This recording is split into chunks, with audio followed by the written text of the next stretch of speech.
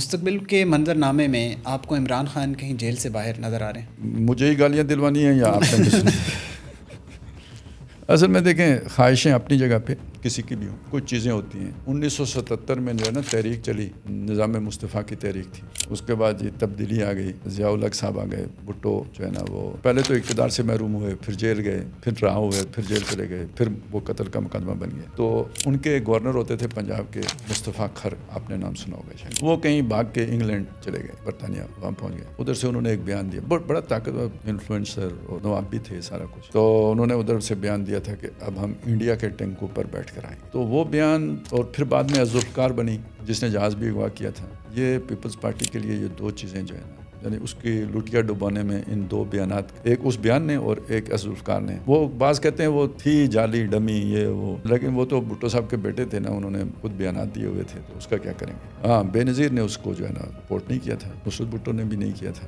لیکن وہ بیٹے تو ان کے کر رہے تھے۔ خیر، اس سے ڈیمیج ہوئی پیپلز پارٹی۔ اب کسی عام بندے کو جو پیپلز پارٹی کا کارکن ہے، سیاسی کارکن ہے، اس کو پکڑ کے ذوالفقار کا ٹھپا لگا کے کوڑے مارتے تھے۔ دہشت گردی کا یہ نقصان ہوتا ہے، ٹھیک ہے۔ تو وہ ایک بیان جو دیا تھا نا، کس نے، کھر نے، اس کا سیاسی کیریئر کے اوپر کراس لگا۔ دوسری مثال آپ کے سامنے الطاف حسین صاحب، کتنا اس کا گرفت تھی کراچی شہر کے اوپر، کیا حالات ہے۔ اب آ جائیں عمران خان صاحب، وہ خود جب بالنگ بھی کرتے تھے تو 4 سلپیں تو لگائی گئی کرتے تھے، انہوں نے سمجھا یہ بھی کرکٹ ہی ہے، تو جرنلوں کے اوپر سلپیں لگا دو۔ سلپیں بھی کس کی؟ عمران ریاض خان، ٹھیک ہے۔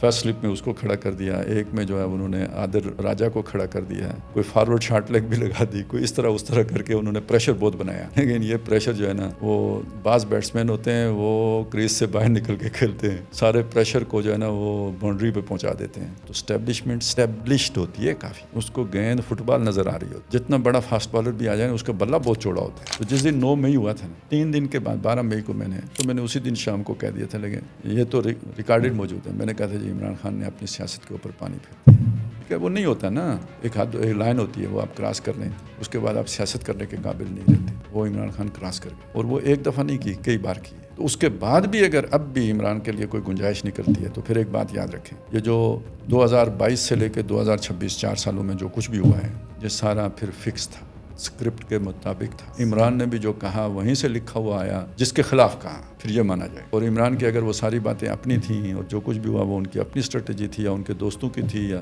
ان دوستوں کی تھی جو ادھر تھے، جو اس رجیم کے مخالف تھے، پھر گنجائش کو نہ۔